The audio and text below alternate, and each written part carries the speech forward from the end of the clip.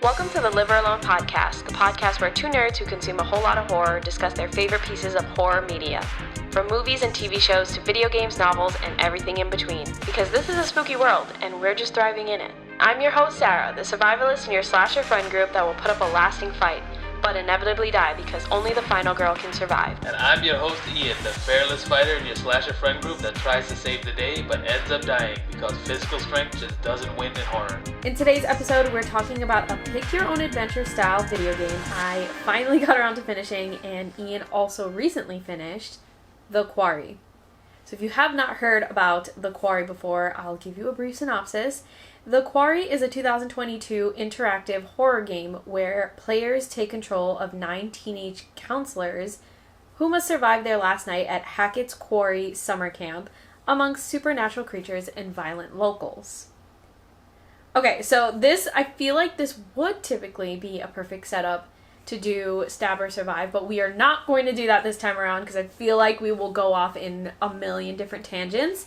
So what we're going to do instead is kick things off with a round of trivia, Creepin' It Real. And I really hope you didn't look up the trivia. Nah, I was about to, but then I was like, alright, let me be surprised this time. Okay, thank goodness. So are you ready? Yes. Okay, so question number 1. How many unique endings are there? 186. Okay, you said that you didn't look it up. I memorized that one thing.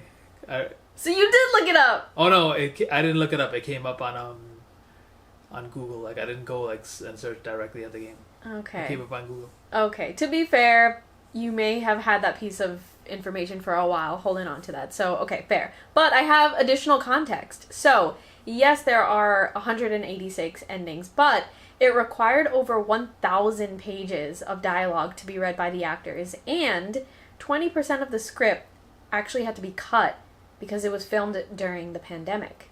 And that is confirmed by one of the actors.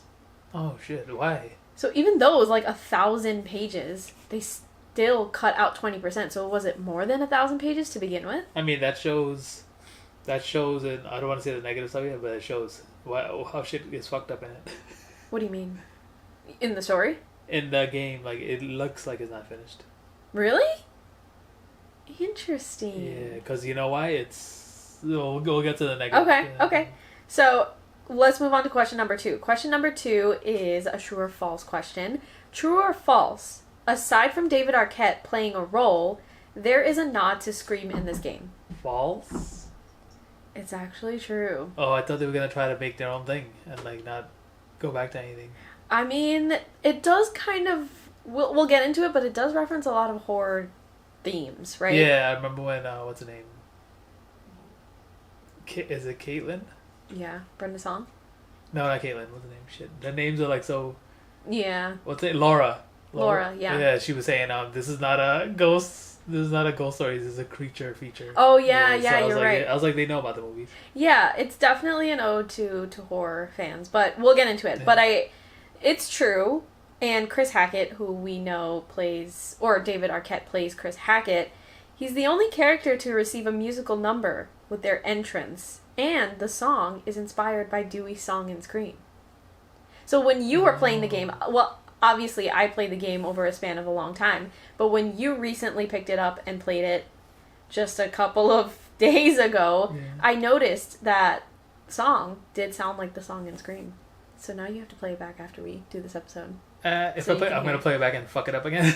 I mean... We'll talk about that. Okay, question number 3. True or false, The Quarry has a connection to Until Dawn, which is another horror play, make your own adventure. Was it the same company? I'm going to say false. It's true. What the fuck? I had no idea. I'm pretty sure it's made by the same people, no? I can't remember. Okay, if not, it is confirmed by the creators that it has a spiritual connection. Oh, shit. Which is interesting because Until Dawn had a much more spiritual It was like vibe. What was it, ghosts? It was more paranormal, spiritual type stuff, whereas this one is creature feature like. Yeah. To copy what Laura said.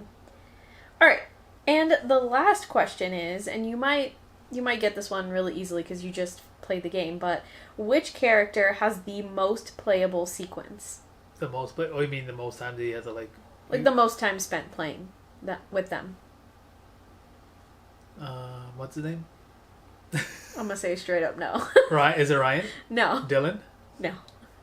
See, I know that. You just... Brenda? Is that... Oh, Jacob? No, I can't let you go through every single character. You just played this. You literally said, I'm playing forever with this person. When we were playing it. Or when you were playing it. Laura? Yeah. Wow. If you think about it, it starts with her. Oh, yeah, you do play a long time with it. Yeah, you're right. If you think about it, it starts with her. So the storyline kind of kicks off with her. So she precedes the rest of the story. If you think about it. Are we going to go through all the characters? That'll be cool. I would love not to, because there's so many of them. And but we could go on and on. They're not that many. Let's try. Hey. Let's kick things off with why we chose to talk about it in the first place, which is we kind of hinted at it at previous episodes on the podcast, but I was playing it for a really, really long time. So the story is Sarah played this game. I got it for her birthday in 2022, and she put it on pause. I don't know why, probably because of me playing the other games, and then she finally played it 2024. Probably because you were playing other games. And then I played it, and I beat it in like 2 days, 3 days. Okay. So we found out that it was really short, but we'll talk about that afterwards. But to be fair, it's not probably, it's definitely, you always have like a game that you want to get, especially during your birthday time and during like... that's when the video game shit comes out. During the fall season. So it's very more than likely that you wanted like a handful of games and you wanted to finish them. And so there was no opportunity for me to play. Mm-hmm. And then, you know me, I'm a big mood reader, player, whatever it may be. So like once I get out of the mood, I don't want to pick it up for a really long time. And that's exactly what happened. But as Ian is hinting, he played it, he started it recently, and he finished it recently. AKA the game was really actually super short. Yeah, I might as well play it again. I really did not need to take that long.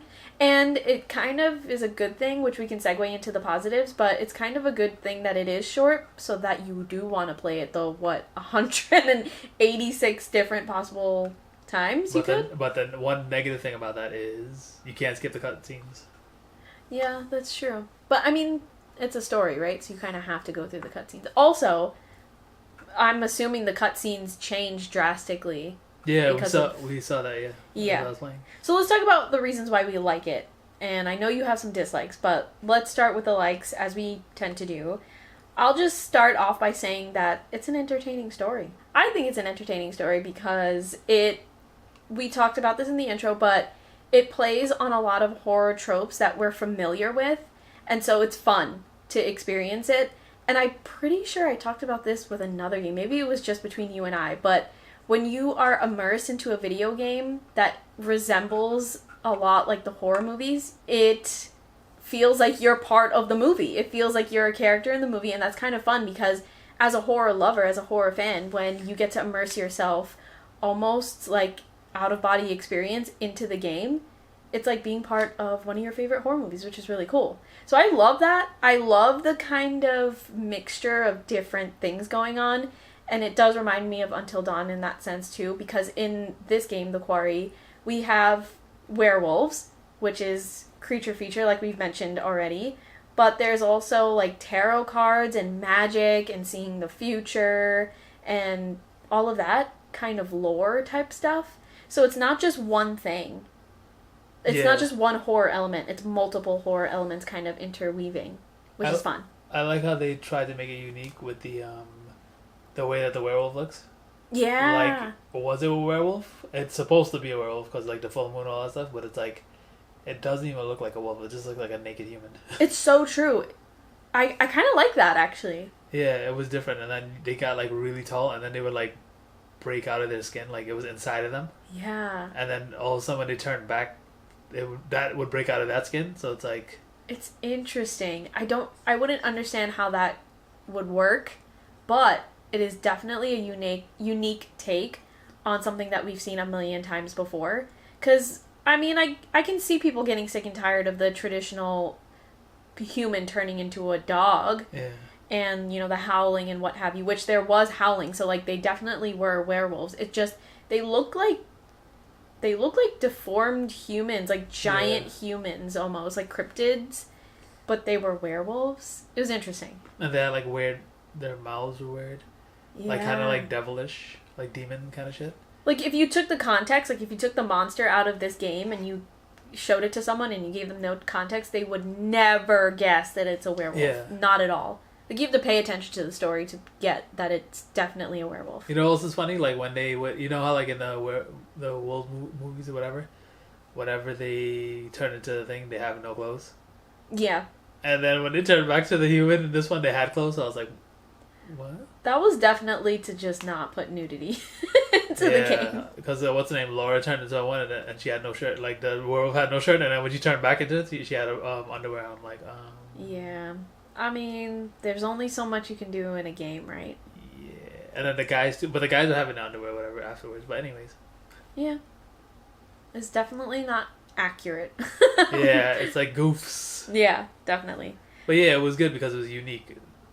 It was unique and it was a different way to tell the story. And when they got bit, it was like a disease. Yeah, like true. Kind of like mixing with zombies too, and like vampires and. Yeah, you're right. It did have that element of someone turning the way that they would in a zombie movie. You're right. Speaking of the elements, like the horror elements that I noted that I liked about it, I feel like we had the cabin in the woods vibes going on. Of course, we had a bunch of dumb teenagers doing dumb things. I feel like that is the precipice of so many horror movies and so many popular, entertaining, fun horror movies. So, of course, you have to throw that in there. For me personally, I love anything set in the cabin in the woods. That's just so much fun for me, even if it's on the more creepy, eerie, The Watchers vibe compared to this one. It's just always fun. There's supernatural things, like I talked about. There's tarot cards and what did we call the lady that you got to speak to? It was the hag. Was she the hag? I don't know if she was the hag, but there's somebody that reads the tarot cards to you. Sorry. She looks exactly like it. I think she was a hag because you would see her like sometimes and it's like she's a ghost.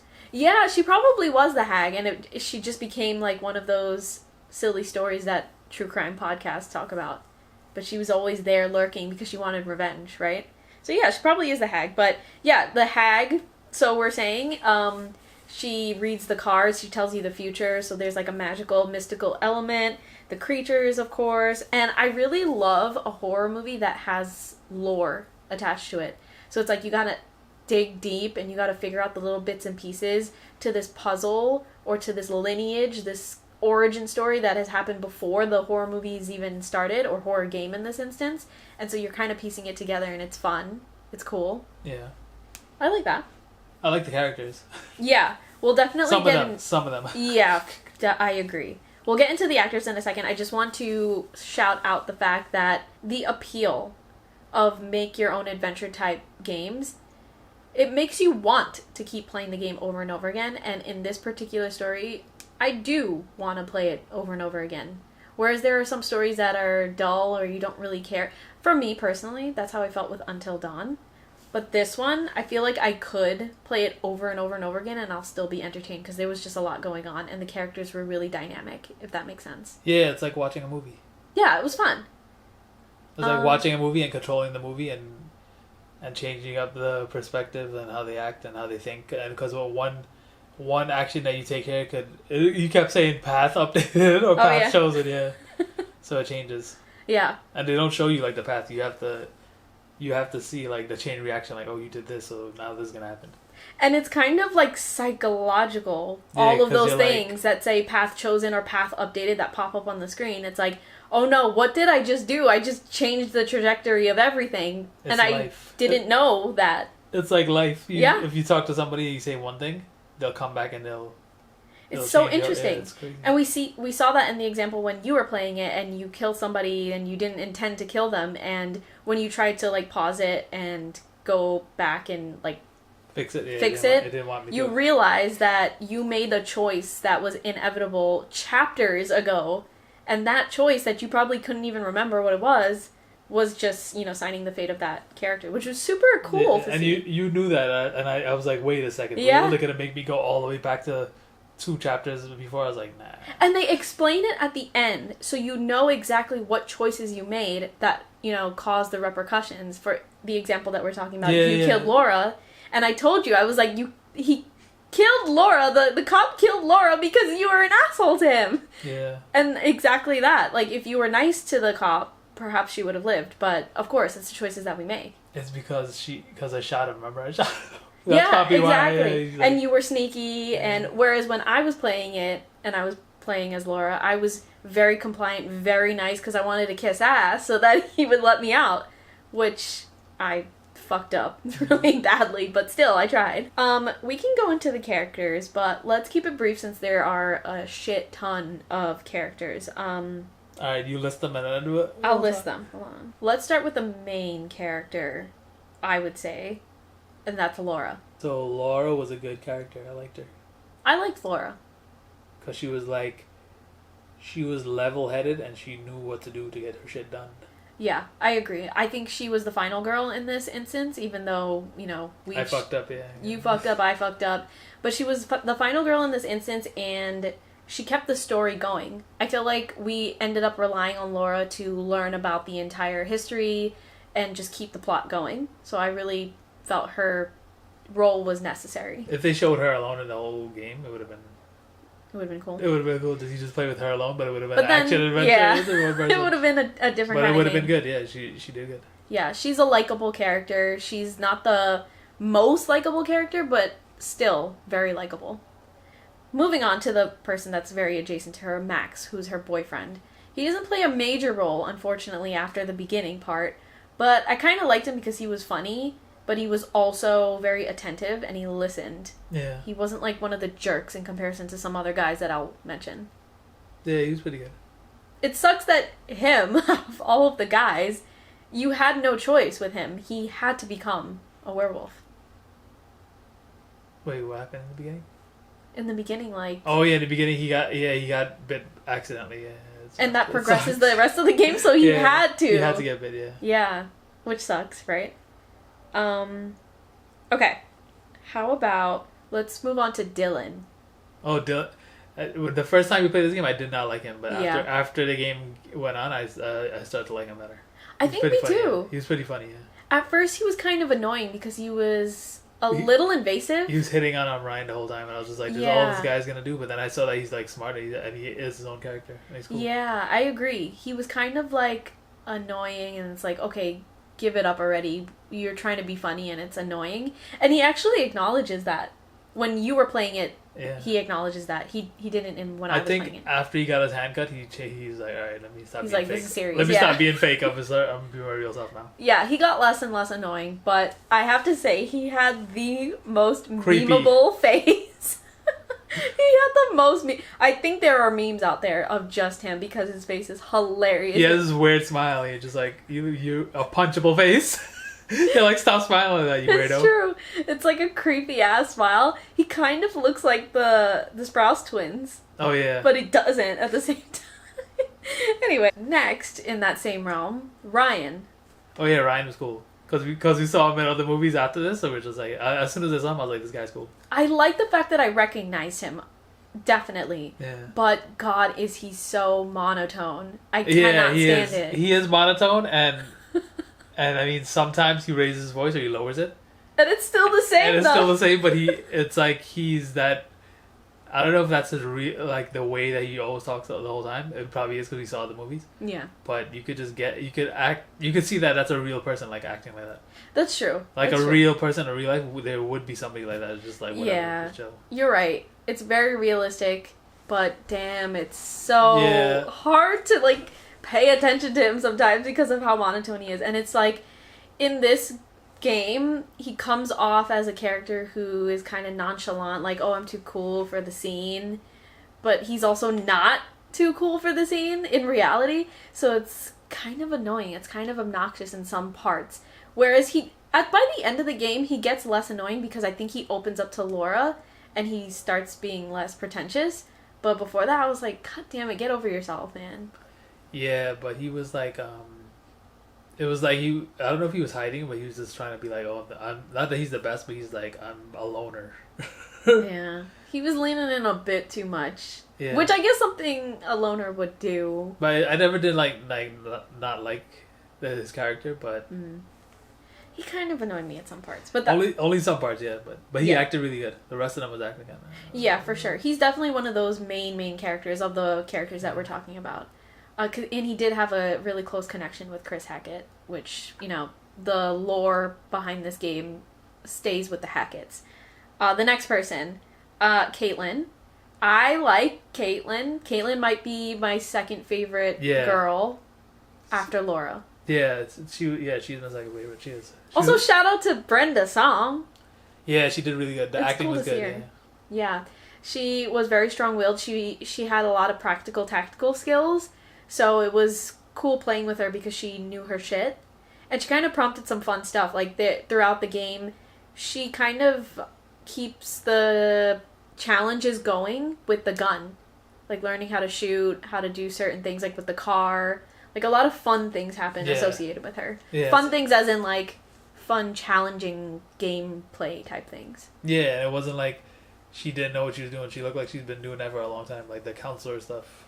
Yeah, she was very responsible. She was, like, the adult. She was like, all right, guys, stop doing this. Let's do this. Yeah, she was the mom of the group, which that's probably why I like her so much. I resonate And she was, like, straightforward. She didn't bullshit anybody. Yeah, absolutely. Okay, moving on. Complete change of tone. Jacob. Oh yeah, Jacob was the asshole. I can't stand him. He was just straight up asshole. I think the first time we played, I was like, this guy's an asshole. Yeah. But as you saw the ending coming close to the ending, I was like, all right, he just wants to be loved. He's such a dick. Yeah, he's such a dick. He is annoying. He's mad fake though. The only person he's real with is with Emma. First of all, he's the reason why this is happening. Oh yeah, he is the reason why this whole game is happening. That's probably why I killed his ass. What a complete prick. He's so emotionally immature, and to be fair, okay, they're now going into college, I'm assuming, right? He's so emotionally immature, he acts like a baby. If you think about it, if you, like, really think about it, he acts like a child. And it's gross. She said it. She said that Emma said that he acts like a child. Yeah, it's so annoying. And he lashes out, he has rage like no other. Anything that, you know, diminishes his masculinity, he's pissed off. Yeah. I'm like, dude, get over it. Grow up. He's probably one of my least favorite characters. Yeah, he's the worst. I made his ass get killed too. He's actually my least favorite character. I think so. Yeah, he did ruin it, and is at a point in the game that you have two choices to make, and he's gonna ruin it no matter what. So get ready for that. exactly. Like, you're such a prick. Anyway, moving on to Nick. Nick was okay. Yeah. But I guess he was just there to be the guy to get bit. Like, it felt like pushed on him. It was interesting to watch him because he's on the nicer side. Like, he's one of the nicest guys there. He's very, very sweet, very quiet. And then he changes because he's bitten and he's going to turn into a werewolf.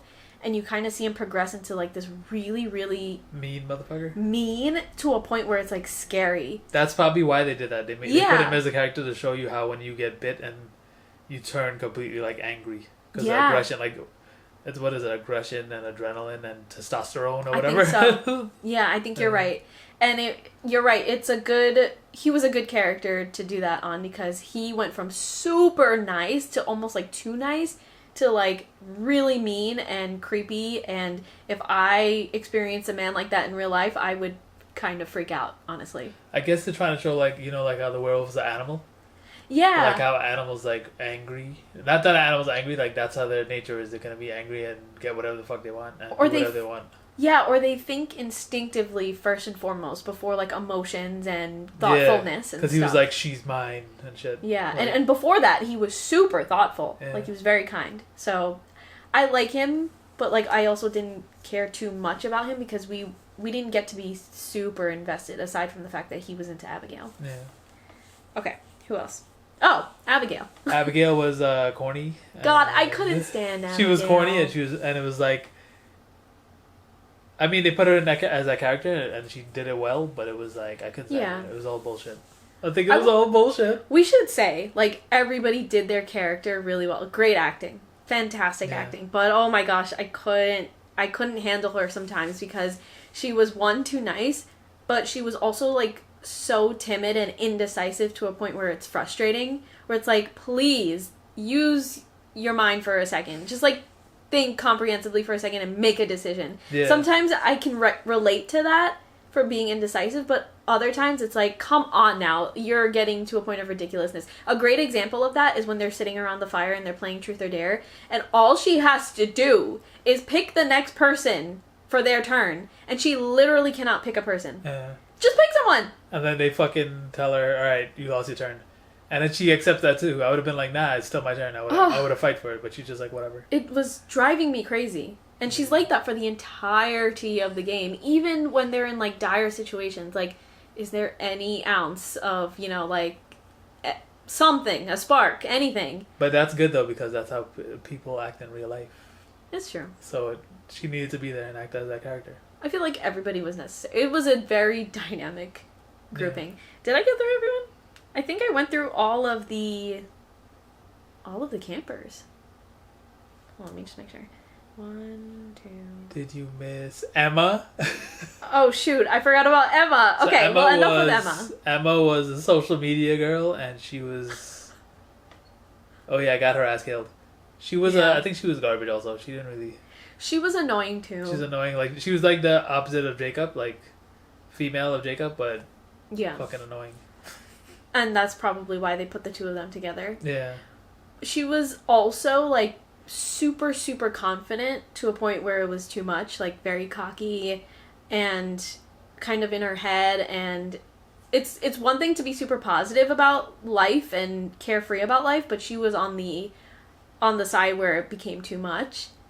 And obviously that was to her detriment. Wasn't that shit weird? What I think I ran over a squirrel by accident, and then she's like, "You have to kill it." And yeah, that was weird. And then Abigail was like, "No," and then she took the rock and she slammed it and killed it. Yeah, I kind of don't like that. Yeah. Like, in certain situations, it's nice to have that authority voice, but sometimes it's like, could you just, like, chill out for a second, take a breath, allow people to feel for a second? Which is interesting that her and Abigail were paired together for most of the game when she wasn't with Jacob, because you can see the complete polar opposites of their attitude. Abigail's like all in her feels, and then Emma's just like, I don't give a shit about anything. I think it's like supposed to be like in high school where they're like the most popular girl, and then she's hanging out with the nerd girl to get into college. Who's gonna help her? It's so not realistic, but you'll find it in a movie like this or a game like this. Yeah, because why would they even have Abigail there?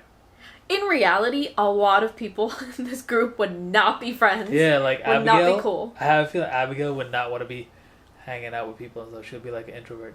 Yeah. She'll be, because she looks like she can't decide. She's like, do I want to go to camp or not? So it looks like it's all bullshit that she's there. Yeah, she was like a shy, artsy girl too. Like, she was the art person, and you're hanging out with the most loud and obnoxious girl there. Like, in reality, I feel like you would cling on to someone that is not that loud, but she would have hang out with Ryan probably, right? Maybe Ryan, or maybe even Caitlin.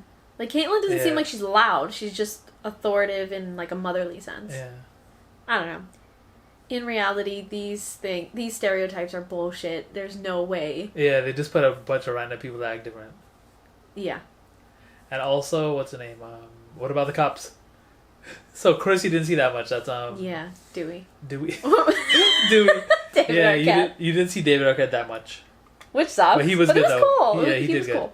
And then what's his name? My boy Raimi. Oh yeah. As soon as I saw his face, I was like, "Yo, this guy is he did really good." Yeah. And the mom from is Conjuring. From Conjuring. Yeah, she's funny. So she's always doing it. She was cursing and shit. And the dad is from Scream. Yeah. The dad is from Scream 4. Oh my gosh, you're so right. All of these great actors. Oh, even the hag.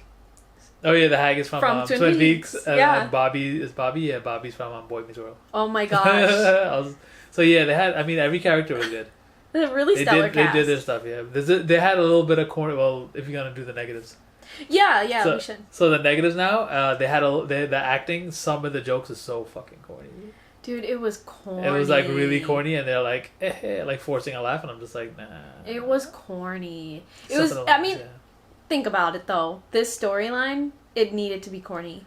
You have a bunch of teenagers, super stereotype, in a very stereotyped situation. You know, albeit some of the unique takes, like the werewolf and blah blah blah, but it's very stereotypical. Of course, the dialogue's gonna be stereotypical. Yeah, and then speaking about like what I was saying before about how they maybe rushed it or they had to get it through because of COVID. Yeah. Some of the like water scenes. Like the graphics is really nice in the game, and then when they go into the water, it looks like shit. Ah, Like I didn't think about they that. were throwing water at each other, and it looked like they were throwing shit at each other, like pixelated shit. Yeah, And then you're right. their hair wasn't flowing, or if Yeah. they're moving the hair, you could see like the pixels and shit in the background. I was like, You're right. You're right. There are some corners cut. I wouldn't say cut because we don't know for sure, but it feels like that when you're playing the game.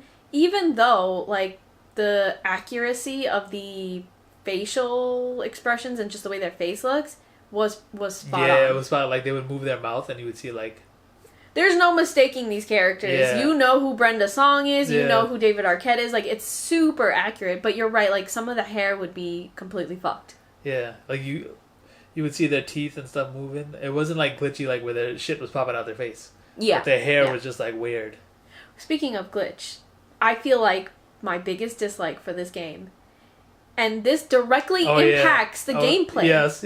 It directly impacts the gameplay because this game is all about instinct and quick actions and impulse. It lags. It lags in the most important parts, and the functions don't function properly in the most important parts. For example, say like you're trying to push down on the button. Like it prompts you to push down on a button, but you push down on your button, and it's telling you that you push to the left. Yeah, I think they shouldn't have done that with the analog stick. Yeah. So they make you do the analog stick up, down, left, right, like different situations. And sometimes you're pressing down, but you're pressing down with a little left. So it'll pick up as left. I'm like, that shit is so fucking stupid. They should have just... Use a button. They should have perfected or use a button, like a Yeah. random button, and give you like at least 4 seconds to pick a random button. Exactly. If you miss the button, at least you miss the button. Exactly. They do that in like other games, like I think even Until Dawn, like press circle or something. I think you're right with Until So Dawn. I'm like, why are you making us do up down? Because it's like the direction that you're moving. They wanted to make it more interactive. Yeah. Like move left because you're about to turn left. You could have pressed square. Yeah, and it's like... It fucking pissed me off because I used 3 lives. You have lives after you beat the game, and I had to keep pressing down. I was pressing down, holding down, and it said I was pressing left, and I lost 3 lives. I wouldn't be pissed off if it was like a minor thing, but it directly impacts the choices that you make. Yeah. And there's not that many actions that you take while you're playing the game. Like, say you're playing The Last of Us, like, if you move slightly to the left, that's not going to matter. In this instance, if you move slightly to the left, it's going to change the whole freaking story. And then it was like, it would happen like when out of nowhere, so, and they don't give you enough time. So like, say I had the control on, I was watching the story or whatever, and I picked it up, I would just put it down to rest my hands. Because there's a whole movie like playing in the background. It would just happen, and I was like, "Oh shit!" I would grab the controller, and I already wasted my time. I couldn't do it. I've noticed other players do that. Like they'll put the remote down because they're about to go through like a story sequence. A story, yeah, and they're like, "Oh shit," which I guess is the game making sure that you're paying attention and keeping you on your toes. But like, it's frustrating. Like, give us enough time. Give us enough time. There was like a sequence where I had to shoot, and you gotta aim before you shoot, and it didn't even give me the time to aim. You were panicking too. Because of course I'm panicking. Yeah. But think about it. If you're playing a game and they give you 2 seconds to aim and shoot, unless you're like very experienced, that's going to be a little challenging, you know? Especially if you were just used to holding the remote for a good 5 minutes because it was a story sequence. Yeah, and I think they wanted it to be like real life, but in real life you can aim. Yeah. So give us the time to aim. Like At least a couple of more seconds than what it gave us. So that was rushed, the controller. I think the game was rushed too because it was really fucking short. I thought this game was going to be like 10 hours. I think You're this right. shit was like 5 hours, 6 hours. But to its benefit, you can play it many times. Yeah, you could play it many times, and then you could fuck it up many times. But it's I mean that's a good part. But it's like you can't skip the movies either. So what if you want to skip the beginning sequence or the stupid ass music? Yeah, you gotta hear it. You're just like, oh shit. You just gotta play it over and over again. It's got like a good part and a bad part to it being short, but I think it's mostly good actually because I would not want to play this again if it was long as hell. Yeah, I mean, I would probably play it again just because we're still in the mood. I'll probably play it again maybe like around Halloween. Yeah. Let's end this off by just generally saying that I kept pretty much everyone alive up until the very end when shit got real, and then everybody pretty much died. I think I only had 2 or 3 people survive, and then Ian, on the other hand, So I killed Emma because he killed everybody from the get-go. Because alright, so when I was playing it, I didn't want to pick the same exact choices that Sarah picked. Yeah, To see fair. what happens. So I think in the beginning I killed Emma because I went up a ladder. I didn't know it was gonna happen though. I had no idea. And when she died, I was like, they were like, "Do you want to save her?" I was like, "Nah, fuck that." So I let her die, and then because that'll change the story. That's why I did it. Yeah. And then later on, I think Jacob, I messed up because I didn't. There was a puzzle and it had like no clues on how to do it, and you didn't see the puzzle in your game when you played, and I clicked the wrong thing, so Jacob died late afterwards. And then I got Ryan killed because the dumbass thing wasn't the button wasn't working, and I wasted 3 lives there. And then who else? Oh, I got Dylan killed because instead of running away, I waited to shoot the monster, and I did shoot the monster, but I didn't shoot it in the head. Yeah. So because I didn't shoot it in the head, I slowed it down and still had enough time to go kill Dylan. You basically killed everyone as well. It's just that you killed everyone. Yeah. Different people. You killed everyone a lot quicker, like. At each individual scene, you were killing people, whereas me, I kept everyone alive right to the end, and then they all died because I fucked up all right at the end. I fucked up Laura because I was mean to the cop, so he killed me. However, in my experience, I did not reverse the curse, and Ian did reverse the curse. So I think that was the biggest difference, is that, like, you got your somewhat happy ending that the curse is not going to continue on, whereas I left shit fucked. I mean, I would play it again and try to save everybody. Well, you have 184 more I gotta times. figure out how to save everybody. Yeah, it's gonna be an interesting time. Because maybe you get to see more dialogue with them when they're all announced. For sure. So we'll try to. I'll look it up and see how to save everybody. Yeah, but we are gonna end things off here, and we're going to end it off with a question to the audience. So if you did not know, you can head over to our Instagram right now at Live or Alone Pod, and we always put up a discussion post that has a prompt in it, and it directly relates to this episode. So now that you've got all the information about the Quarry, answer this question. How do you steer characters in choose your own adventure type stories? Are you the more positive side? Are you more the realistic side? Do you do things completely outrageous? Let us know in that post. Thank you so much for listening. If you liked today's episode and you want to hear more from us, do us a favor and follow us on social media. You can find us at Live or Alone Pod on Instagram, TikTok, and you can watch uncut episodes of us on YouTube. But for now, we'll see you in the kitchen with a knife.